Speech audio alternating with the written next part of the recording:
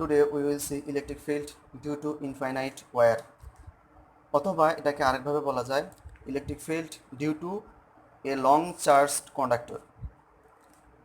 তাহলে এখানে কোয়েশ্চেন দুইটা হতে পারে, একটা হচ্ছে ইলেকট্রিক ফিল্ড ডিউ টু আর electric field due to long charge conductor, যে কোনো একভাবেই হতে পারে। তো ফার্স্ট আমরা একটা ইলেকট্রিক ফিল্ড ওয়্যার নেব।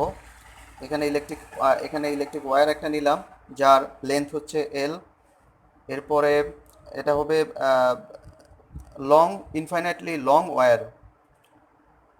এরপরে এখানে চার্জ ডেন্সিটি থাকবে সিগমা, চার্জ যেটা হচ্ছে লিনিয়ার চার্জ ডেন্সিটি। এরপরে এখানে যে সিলিন্ড্রিক্যাল গাউসিয়ান মানে সারফেসটা আমরা কনসিডার করতেছি সেটা হচ্ছে গাউসিয়ান সারফেস।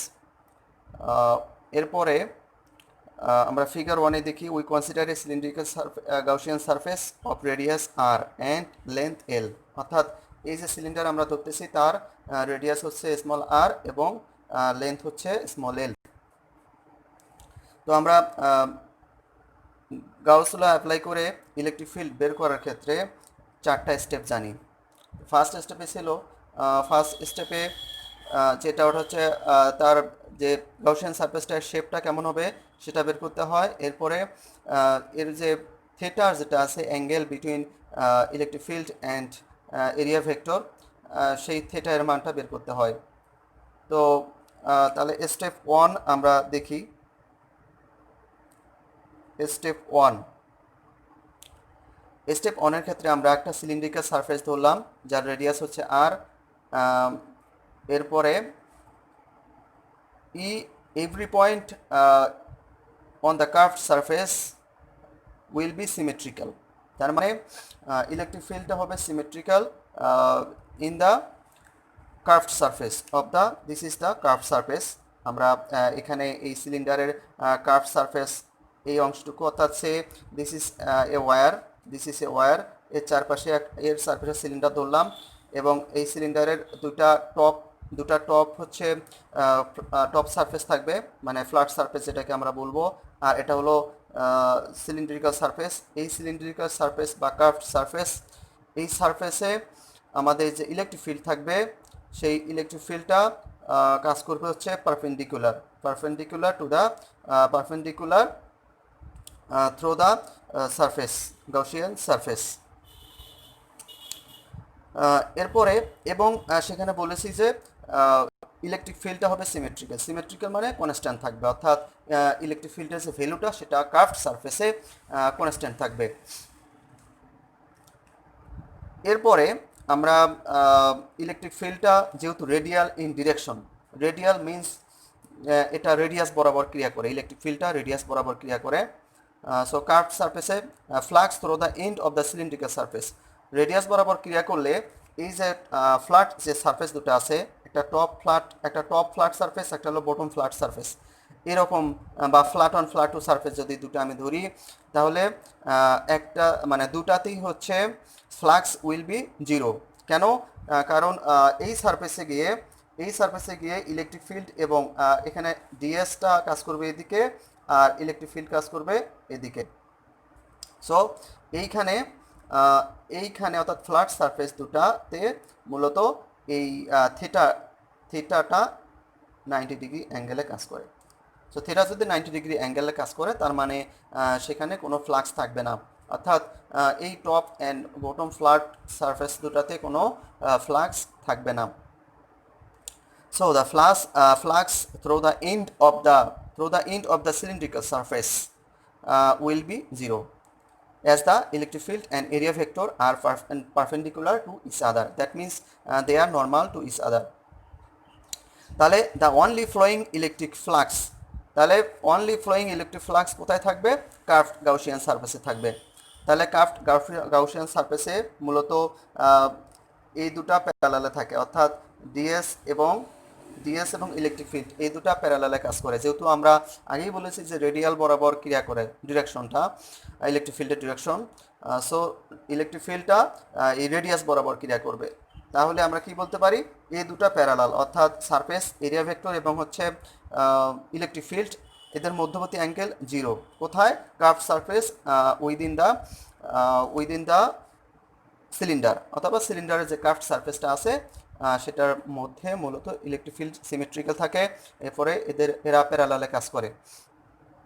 সো আমাদের এখানে থিটা পেলাম দুটা, একটা হচ্ছে সিলিন্ড্রিক্যাল ওয়্যার আমি ধরলাম, এরপর হচ্ছে সেকেন্ডটা থিটার মান পাবো, একটা হচ্ছে থিটার মান কোথায়, theta is 90 degree at flat surfaces, তাহলে ফ্ল্যাট সারফেসের ক্ষেত্রে দুটা ফ্ল্যাট সারফেস, এক্ষেত্রে আমরা থিটা 90 ডিগ্রি পাবো। এরপরে theta will be 0 degree at curved surface, অর্থাৎ এই কার্ভড সারফেসে আমরা ইলেকট্রিক ফ্লাক্স যে ফ্লো হবে সেই ফ্লাক্সগুলো আমরা পাবো। তাহলে কার্ভড সারফেসে আমরা ইলেকট্রিক ফ্লাক্স পাবো এবং সেটা কার্ভ সারফেসে electric flux will be symmetrical, that means electrical field will be symmetrical. তাহলে স্টেপ 1-এ আমরা ধরলাম সিলিন্ড্রিক্যাল, গাউসিয়ান সারফেসটা সিলিন্ড্রিক্যাল, তারপর হচ্ছে থিটার মান পেলাম। এরপর হচ্ছে স্টেপ 2 এর ক্ষেত্রে আমরা জানি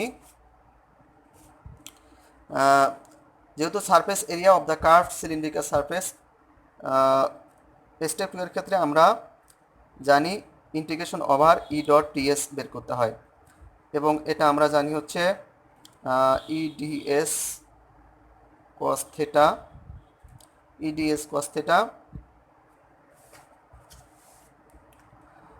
ইন্টিগ্রেশন ওভার, এটাকে আমরা এখানে পাবো হচ্ছে একটা হচ্ছে কার্ভড সারফেসে মূলত আমরা পাই হচ্ছে 0 ডিগ্রি, এরপরে ফ্ল্যাট সারফেসে ইন্টিগ্রেশন ওভার ইডিএস কস 90 ডিগ্রি ফ্ল্যাট সারফেস, এটা হচ্ছে আমি একটা পাবো টপ ফ্ল্যাট, আর একটা কি পাবো ইন্টিগ্রেশন ওভার ইডিএস কস 90 ডিগ্রি, যেটা পাবো হচ্ছে বটম ফ্ল্যাট পাবো। তাহলে আমার এই মানটা ফ্লাক্সের মানটা this is flux, electric flux. তাহলে ফ্লাক্সের মান আমি আলটিমেটলি কত পাচ্ছি, এখানে কত পাবো, ইন্টিগ্রেশন ওভার ইডিএস, যেহেতু কস 0 ডিগ্রির মান কত 1, এরপরে এই অংশটুকু কত কস 90 ডিগ্রির মান পাবো 0, তার মানে হচ্ছে এটাও 0 পাবো, এটাও 0 পাবো, অর্থাৎ ফ্ল্যাট সারফেস দুটাতে কোনো ইলেকট্রিক ফ্লাক্স ফ্লো করবে না। তাহলে আমি ইটা কনস্ট্যান্ট হিসেবে বের করি, এখানে ডিএস পাবো ইন্টু ই ডট ডিএস। এখন ইন্টিগ্রেশন ওভার ডিএস আমরা জানি ইন্টিগ্রেশন ওভার তার মানে টোটাল সারফেস বোঝাচ্ছে, তাহলে সিলিন্ড্রিক্যাল সারফেস আমরা জানি সারফেস এরিয়া যেটা, তো সারফেস এরিয়া অফ এ সিলিন্ডারের ক্ষেত্রে আমরা জানি 2 pi R L. Okay, this is the area, surface area of a cylinder. তাহলে আমি স্টেপ 2 এর ক্ষেত্রে আমি 5 পেলাম, 5 ইকুয়াল টু মানে ইলেকট্রিক ফ্লাক্স পেলাম E dot 2 pi R L, this is step 2। এরপরে আমরা স্টেপ 3 দেখব। স্টেপ 3-তে মূলত ওই গাউসিয়ান সারফেসের মধ্যে কি পরিমাণ চার্জ আছে সেটা বের করতে হয়। তাহলে স্টেপ 3 চার্জ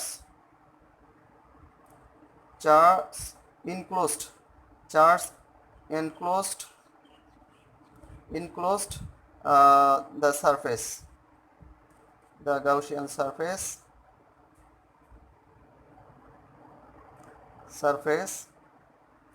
is, আমরা জানি charge Q equal to sigma A, sigma এখানে এল, যে এখানে সিগমা মানে হচ্ছে linear charge density, that means 1 unit লেন্থে কী পরিমাণ চার্জ ক্রিয়া করবে সেটা হচ্ছে সিগমা। তাহলে যদি 1 ইউনিট লেন্থে সিগমা হয়, সিগমা চার্জ কাজ করে, তাহলে এল লেন্থে কী পরিমাণ চার্জ কাজ করবে, Q equal to sigma L. So this is the total charge. এরপরে আমরা স্টেপ 4-এ যাব। স্টেপ 4 মানে ফাইনাল স্টেপ। স্টেপ 4 এর ক্ষেত্রে আমরা ক্যালকুলেট করি।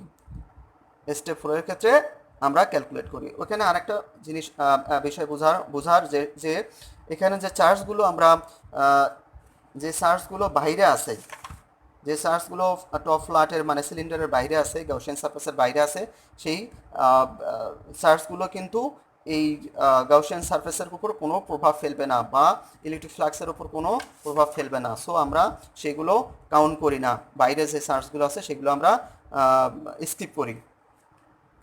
সো স্টেপ 4-এ আমরা গস থিওরিয়াম অ্যাপ্লাই করব। সো অ্যাপ্লাইং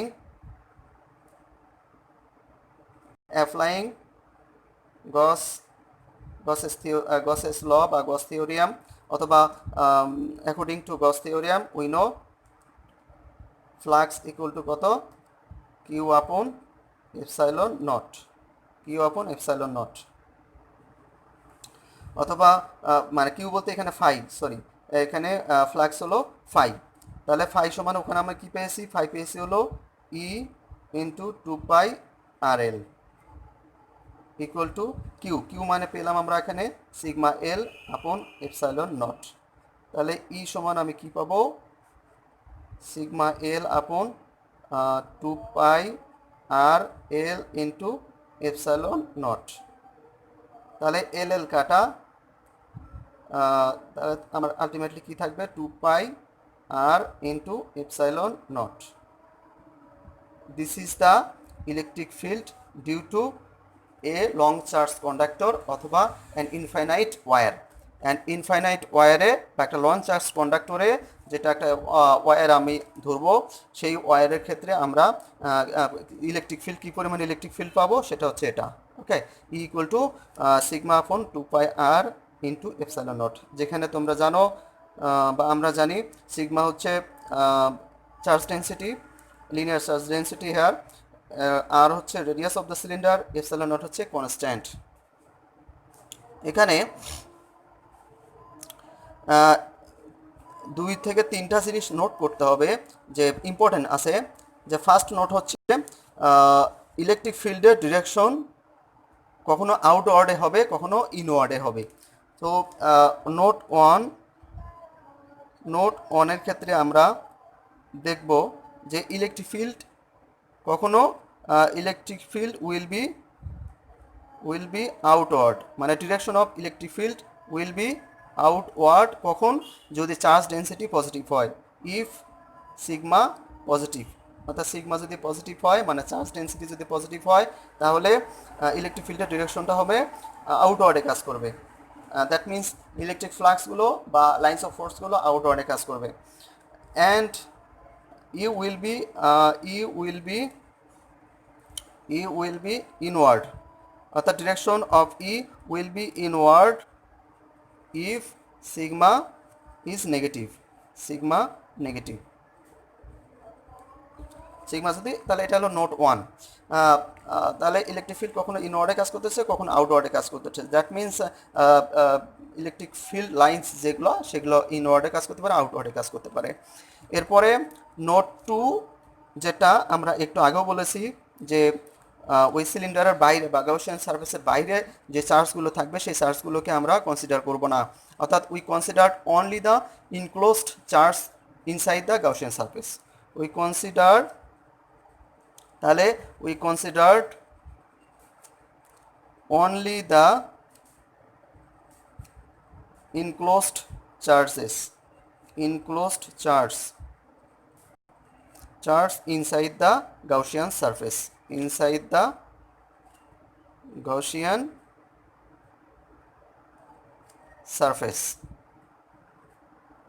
নোট 3 হচ্ছে আমাদের এই তার যেটা আমরা ধরেছি সেটা হচ্ছে ইনফাইনাইটলি লং ওয়্যার।